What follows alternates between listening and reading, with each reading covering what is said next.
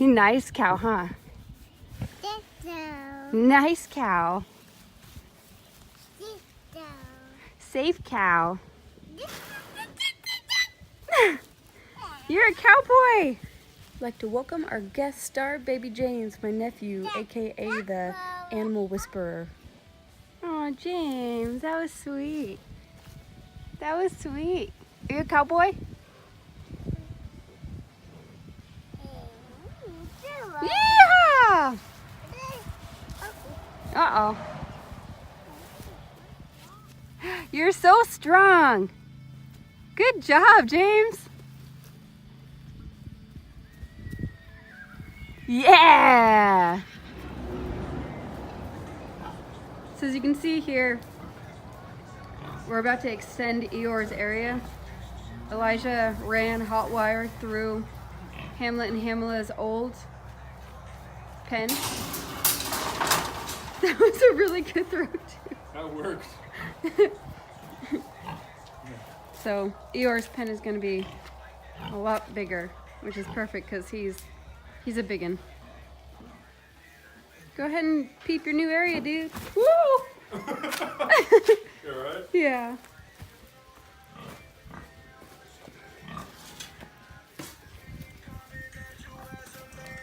Oh yeah, he's like getting with those. Oh, he broke the threshold.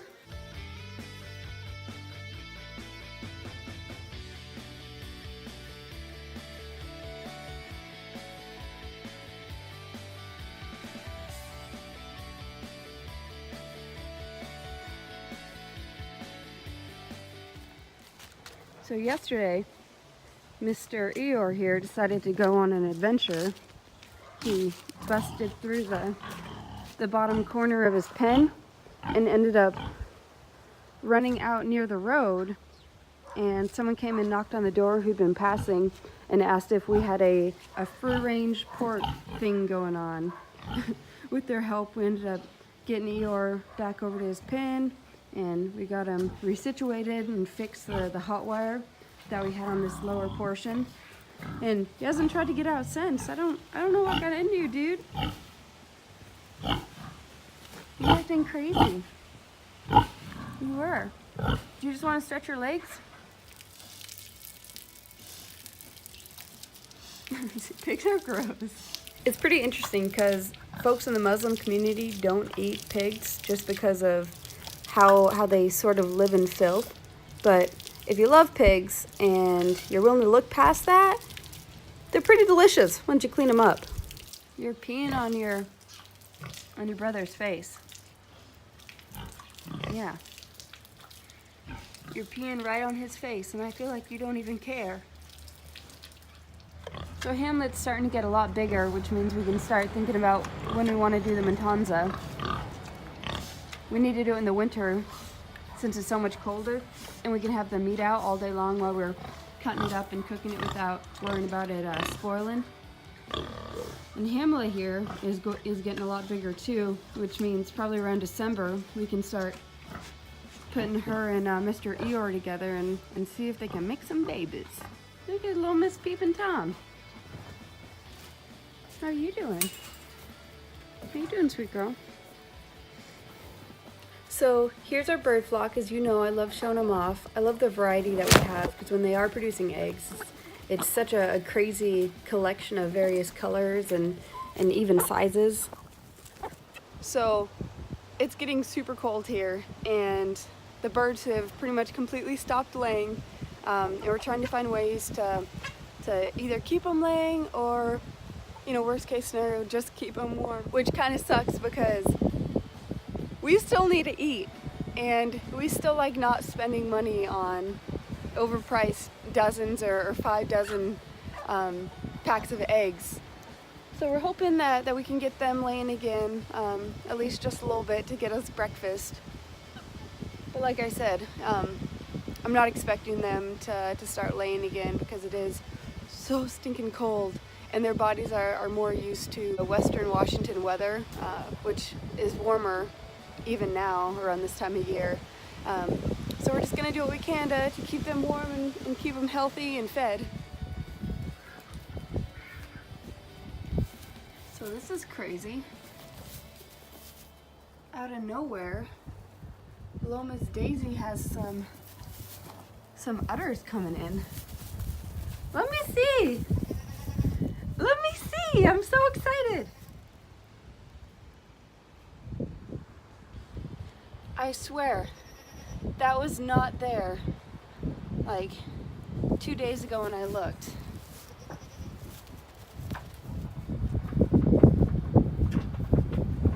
Even Chubbs.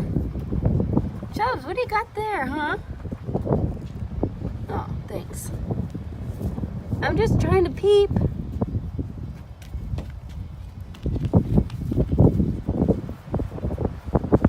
Super Kirker stats looking through the fence.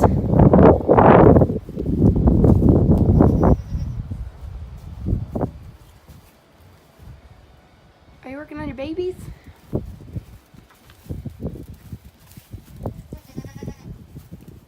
I just want to see.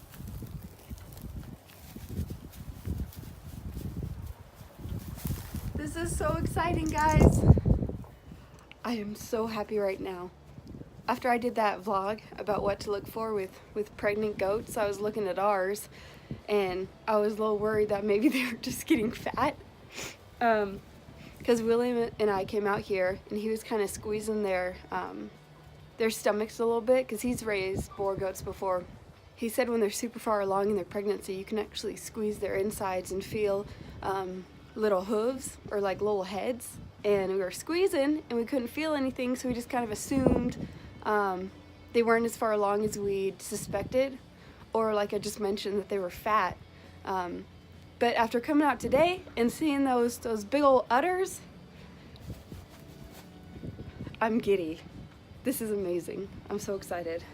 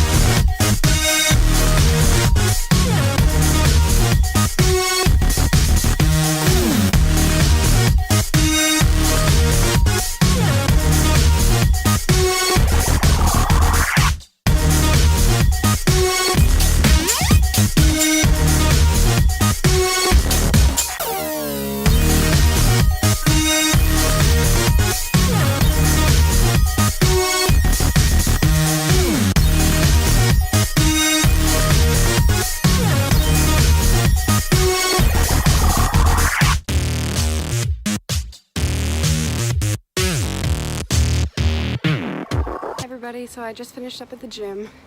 I had it mostly to myself. I was kind of tired, but just kind of wanted to show you a little bit of what I do for chest day. So, talk to y'all soon. I'm sorry. Gotta check the time. Not that way though. It's upside down. Today I'm working on trimming some goat hooves. It's kind of been an ongoing thing. It kind of got to the point where we needed to do it because we didn't want it hindering their movement. So I'll kind of show you a little bit what I have set up here. So here is my go-to. It's just some normal Tractor Supply hoof trimmers, and then Blue Cot, which is just like a antifungal that I spray on their hooves after I clip them, just to keep from getting any infection. As you can see, I finished Beals just a little while ago, and it kind of turns their hooves a little purple for a while, but that's good. It just means that I got a nice thick layer of it on, and I won't have to worry about any infections. And it's Beals approved. So as you can see here, I'm working on Chubbs, and when I do this, I just kind of flip them on their sides. She doesn't have any kind of head restraint on. All I have is this bungee, and I don't have it looped around or anything because I don't want her to lose any kind of feeling, but I just have it on the lower leg so that it kind of offsets her balance. And when goats try and stand up, they usually pull their hind legs in and get them underneath them, and then they swing their front legs under. So with her being kind of thrown off balance, she doesn't even really try. Still getting better at trimming nails. It was really difficult for me at first because I was too worried about being too rough with them, but that ended up just drawing the process out and making them be forced to lay on their side longer or have someone restraining them longer. So now that I've gotten a little more, not aggressive, but forceful and direct with my clips, it goes a lot faster, which is great.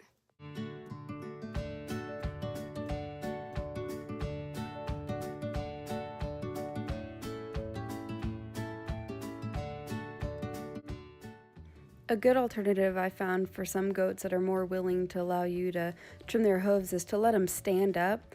I just used a couple bungees to secure them in place so they didn't move too far forward or too far back, but still keeping them upright so there's no pressure on the baby, allowing you to not have a limit of how long you spent trimming their hooves. Nice. Good job, James.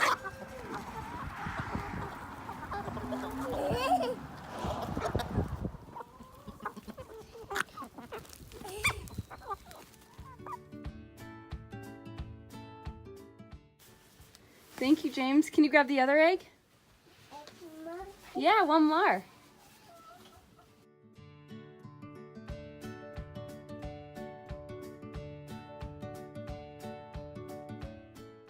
Yeah, good job, James. Is that the last one? Are there any more? I think you got them. Can you check inside the boxes there? Can you check inside the boxes up there? Are there any inside?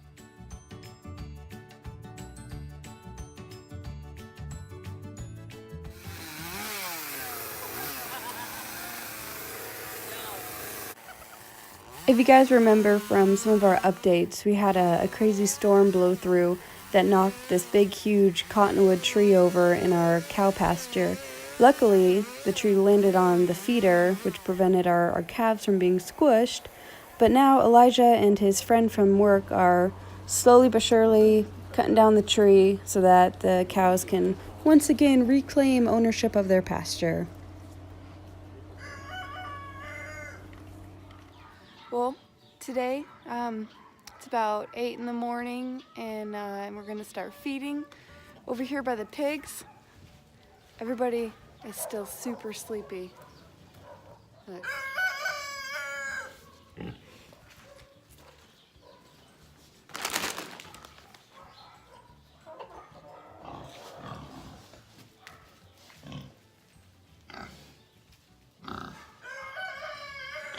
Everyone's just starting to budge.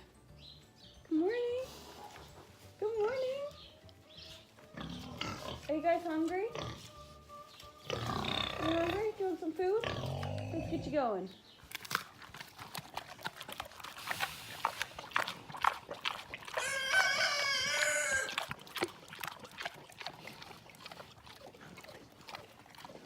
Our neighbor has an awesome, big, huge apple tree. And she said that we could come and pick apples whenever we wanted for the pigs, which is awesome because they just love it. Last time I gave them apples though, Eeyore decided to break out, so far so good.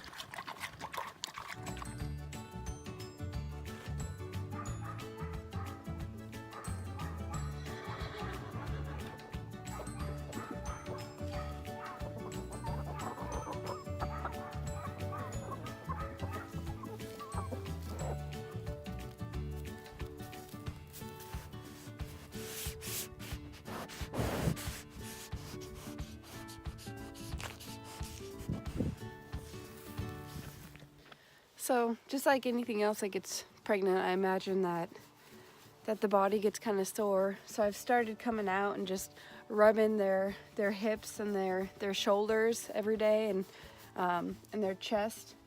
I've noticed though since doing it, some of the goats have become more affectionate, like Chubbs. She'll actually stand there when I scratch her neck and stuff, whereas before she really didn't want to have anything to do with us beyond feeding. So I think that's pretty awesome, and it shows that that they're receptive to it. How are you doing, pregnant mama? Hmm? It looks like she's smiling. Does that feel good, Daisy? Does that feel good? Hmm? Hmm? Hmm? You're gonna be a mama. You can be such a pretty mama.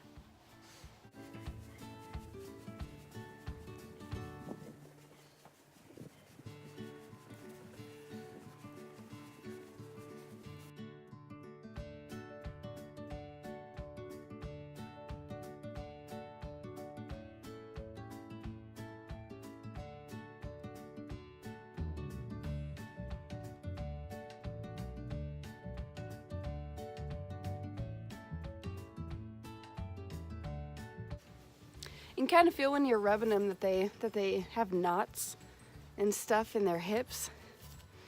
I just feel so bad. Look, she can't even stand right.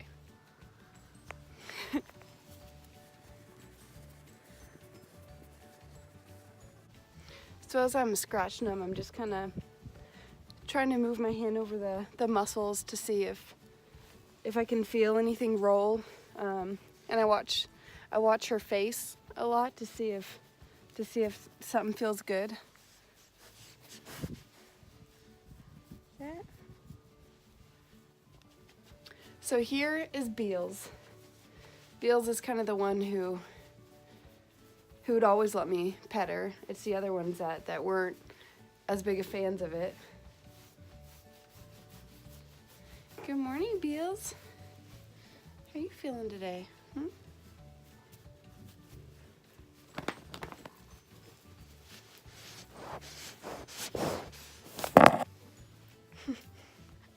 He's like, I'm not done yet.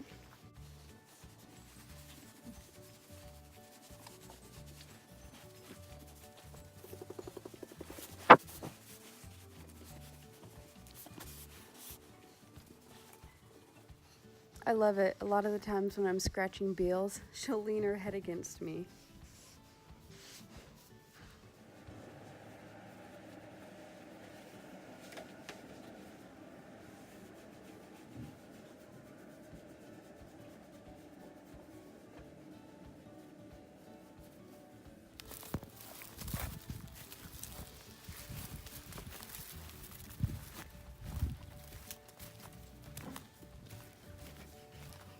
Much the same as people, when creatures become pregnant, their dietary needs change. For our goats, we change their feed to a sweet cob, which is super high in molasses, and we also supplement with alfalfa.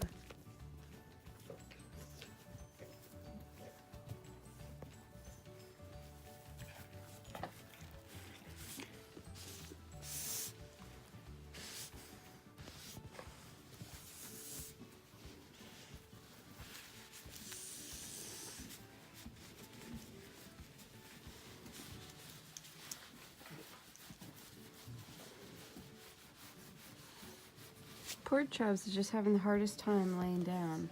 I think it's because she's so pregnant. She doesn't want to squish her babies. You're such a busybody though, huh, Daisy? Yeah. Can't slow you down for nothing. Go eat your food, hon. Go eat your food. Hey everybody, thank you for tuning in for another week at Iron Barn Farms. I hope you enjoyed checking up on the mamas with us, learning with me as we get better at trimming hooves, as we cut down trees, as we extended Eeyore's pen. But we hope that you enjoyed what you saw and that you like, comment, subscribe, and tune in for our next video. Hope you all have a safe week, and we'll see you next time.